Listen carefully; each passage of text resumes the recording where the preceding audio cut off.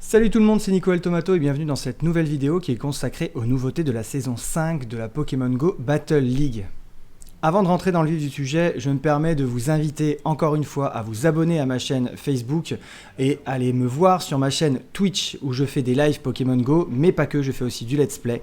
Allez vous follow, allez mettre la notification, la petite cloche pour avoir justement ce petit message quand je me mettrai en live et comme ça on pourra discuter stratégie Pokémon Go, on pourra regarder un petit peu mes vidéos, voir ce qu'il faut faire, ce qu'il ne faut pas faire. J'ai pas un niveau extraordinaire, mais en tout cas une chose est sûre, c'est qu'on s'y amuse beaucoup. N'hésitez pas à venir faire un petit tour sur ma chaîne Twitch Nico El Tomato, il n'y a aucun problème, tout le monde sera le bienvenu. Et une petite nouveauté dans mon actualité, c'est que je suis maintenant affilié à une page Facebook qui s'appelle Pokémon Go Code Ami.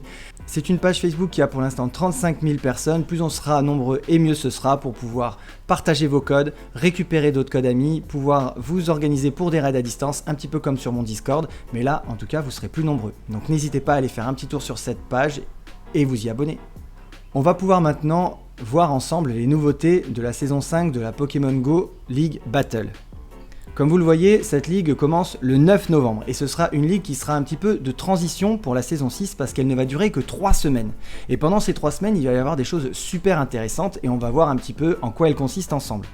Donc comme vous pouvez le lire, du lundi 9 novembre 2020 au lundi 16 novembre 2020, il y aura la Coupe des Jeunes. Et la Coupe des Jeunes consiste à ce que seuls les Pokémon qui peuvent évoluer mais ne l'ont pas encore fait sont éligibles. La limite de PC est à 500. On est donc en droit de s'attendre à une coupe hyper fun avec un petit peu ce qu'on a au fond de notre Pokédex et qu'on n'utilisera jamais ailleurs que lors de cette coupe. Et ce qui peut être rigolo, c'est justement de tester un petit peu les équipes lambda, essayer de trouver un équilibre avec des Pokémon auxquels on n'aurait jamais pensé. Alors certes, il va y avoir forcément des gens qui vont avoir de très très bons Pokémon, de très très bons bébés Pokémon qui seront niveau 40 et qui atteindront tout juste le PC 500, mais il y a aussi possibilité avec des tout petits Pokémon de pouvoir faire des coupes ou des matchs en tout cas très intéressants. Et moi j'attends cette coupe avec impatience parce que clairement, des Pokémon au fond de mon Pokédex que je n'ai jamais touché, j'ai envie de savoir ce qu'ils peuvent donner en combat avec une seule attaque, puisque clairement, je n'investirai pas d'attaque ou de Pokémon à outrance. Ce ne sera pas le but, vu que de toute façon, ça risque d'être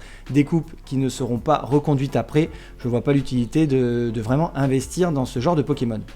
La deuxième coupe, qui aura lieu du lundi 16 novembre au lundi 23 novembre, ce sera la coupe Kento. Et là, pour la coupe Kento, seuls les Pokémon qui ont un numéro de Pokédex entre 001 et 151 sont éligibles, et la limite de PC est de 1500. Dans ce cas-là, il y aura tous les Pokémon de Kento, même les légendaires, même Mew et même Mewtwo. Mais il ne faut pas oublier que toutes les alternatives des Pokémon régionales sont aussi éligibles. Je vous les nomme, en tout cas pas tous, mais en partie. On pourra avoir Ossature d'Alola, on pourra avoir Noix de Coco d'Alola, Fenard d'Alola, Ponyta et Galopa de Galar, Miaous de Galar, mais pas Berserkat forcément, puisque ce sera, lui c'est un numéro de Pokédex qui est différent, puisque c'est un nouveau Pokémon, mais il y aura aussi Grotadmorph d'Alola, et surtout Sablero d'Alola, qui peut être extrêmement bon avec son type glace. Et enfin, la troisième coupe est celle qui aura lieu à la troisième semaine, qui aura lieu donc entre le 23 novembre et le 30 novembre, ce sera la coupe Attrape. Alors celle-ci elle est marrante, parce que seuls les Pokémon qui ont été attrapés après le début de la saison 15 sont éligibles. La limite des PC est de 1500. Bien sûr, les Pokémon fabuleux comme Mew, Celebi, Jirachi et Victini ne sont pas éligibles, puisqu'en fait ce sont des Pokémon qu'on peut avoir à la fin des études spéciales, qu'on peut avoir en récompense, et donc du coup ces Pokémon ne seront pas éligibles. C'est un petit peu normal, puisque ce serait un petit peu de la triche pour ceux qui ont réussi à avoir ces Pokémon-là avant. Clairement, si je peux vous donner un conseil, ce sera de ne pas investir à outrance les Pokémon de cette ligue. Ça peut être très très cher, ça peut être très très coûteux, ça peut être très très long, et c'est quand même dommage de dépenser beaucoup de poussière d'étoiles pour refaire un deuxième très bon Pokémon. Genre par exemple Azumarill qui devra monter au niveau 38, c'est extrêmement coûteux en poussière, extrêmement coûteux en bonbons, donc ne le faites pas. Si vous avez un très bon Pokémon pendant ces 2 semaines-là, et que vous pouvez l'utiliser pour la saison 6, là oui, pas de problème, il faut investir dans ce Pokémon là, de toute façon il sera réutilisable après, mais ne faites surtout pas de doublons pour pouvoir être performant à cette coupe là. Je pense que cette saison 5 sera exclusivement fun, l'idée c'est d'avoir des équipes et d'utiliser des Pokémon qu'on n'utilise jamais et d'essayer de voir un petit peu ce qu'on peut donner pour trouver un équilibre avec un petit peu les rebuts de la société Pokémon tout simplement. Et ça, ce n'est que la partie émergée de l'iceberg. Comme ils le disent, il y a beaucoup plus de détails sur le blog et donc on va pouvoir un petit peu plus creuser les nouveautés de cette saison 5 et on y va tout de suite. Une autre nouveauté, c'est par rapport à la progression dans les rangs. Et pour atteindre le rang 3 à 10, vous devez gagner un certain nombre de combats. Et vu que la saison 5 ne sera que de 3 semaines, il est fort probable que le nombre de victoires demandées soit extrêmement bas. Donc il va falloir jouer encore une fois et faire la totalité de ces combats tous les jours pour pouvoir espérer arriver au rang 10. C'est peut-être pour nous, ou pour certains d'entre nous, la seule chance que l'on aura d'atteindre ce fameux rang 10, puisqu'après ce sera forcément très compliqué de pouvoir l'atteindre. Une autre nouveauté de la saison 5, mais qui va perdurer pour la suite des saisons, ce sont des attaques qui sont soit différentes, soit revues à la hausse. La première d'elles, c'est Calcination. Cette attaque immédiate de type feu sera initialement réservée à Galopa, découvert à l'origine dans la région de Kento, Typhlosion, Oh-Oh, Darumacho, découvert à l'origine dans la région d'Unova, et Lugulabre. Cette attaque Calcination, qui sera pour Galopa, on ne sait pas exactement quelle sera sa propriété, ça reste une attaque immédiate de type feu, donc j'imagine qu'il y aura la possibilité de charger très vite, de taper très fort, et dans le but d'améliorer notamment les Pokémon de type feu qui ont été énumérés. Et moi j'en vois deux qui sont extrêmement intéressants, c'est Galopa et Lugulabre. Lugulabre parce que je l'aime beaucoup, et Galopa parce que vous allez voir, il y a d'autres boosts qui lui sont réservés. En plus de Calcination, il y a une autre attaque qui est mise à jour. C'est Darvenin. Cette attaque immédiate de type poison va désormais générer plus d'énergie, permettant aux Pokémon comme Apiren, Drascore et Scobolide d'utiliser leur attaque chargée plus fréquemment. Un Pokémon qui a été oublié dans cette liste, c'est Qwilfish. Qwilfish qui peut être un excellent Pokémon, un excellent contre à Azumarill dans la Ligue Super et qui lui aussi a accès à Darvenin. Il y a une autre attaque qui est revue à la hausse, c'est une attaque chargée, ce sera Nitrocharge. Cette puissante attaque de type feu pourra désormais être enseignée à Galopa, découvert à l'origine à Kento, Untai, Roitiflamme et Lugulabre. Nitrocharge, comme je vous le rappelle, qui est une attaque qui vaut 50 points d'énergie, qui a une puissance de 65 et surtout qui donne un boost de plus 1 en attaque. Ça peut être une attaque feu extrêmement efficace. Je vais me permettre de faire un petit pronostic et de vous faire des conseils d'investissement pour la saison 6 si vous en avez besoin. Je vous conseillerais 3 Pokémon à investir. Le premier, ce sera Galopa. Galopa qu'il faudra utiliser avec Calcination en attaque rapide, Nitrocharge et Tunnelier en attaque chargée. Nitrocharge parce que ça attaque extrêmement vite et très fort. Si Calcination est une très bonne attaque immédiate, alors Tunnelier sera vraiment l'attaque parfaite pour contrer les Pokémon poison qui sont très représentés en Ligue Super, mais aussi l'Immonde normal ou l'Immonde de Galar qui sont tous les deux des Pokémon très utilisés en Ligue Super. Et si Calcination charge vite, Tunnelier sera une attaque qui sera lancée rapidement et on pourra très vite mettre la pression soit sur le bouclier, soit sur le Pokémon adverse, et donc Galopa sera un excellent lead.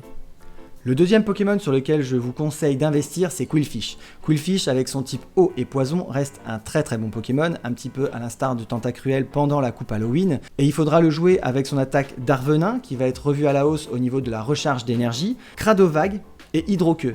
Hydroqueux parce que c'est une attaque qui va attaquer extrêmement vite et qui fait des dégâts neutres qui sont assez importants, et Cradovag qui sera quand même une attaque très forte, poison, et qui pourra à peu près one-shot tous les Pokémon fées qui seront en face de vous, et qui pourra faire aussi beaucoup de dégâts neutres à tous les autres Pokémon. Et enfin, le troisième Pokémon que je vous conseille d'investir aussi pour la saison 6, si vous aimez son double type et si vous aimez aussi le Pokémon, ce qui est mon cas, c'est Lugulabre, avec son double type Spectre et Feu, peut très bien remplacer un ossature d'Alola, tout simplement parce qu'il a une attaque un petit peu différente. Si Calcination reste une très bonne attaque immédiate, on va pouvoir l'utiliser avec Nitrocharge, qui va être accessible à Lugulabre, mais aussi choisir entre Écosphère ou Ballombre selon comment on veut le jouer. Écosphère étant quand même une attaque de type plante, qui peut mettre la pression au contre de type eau qui pourrait être switché sur votre Lugulabre.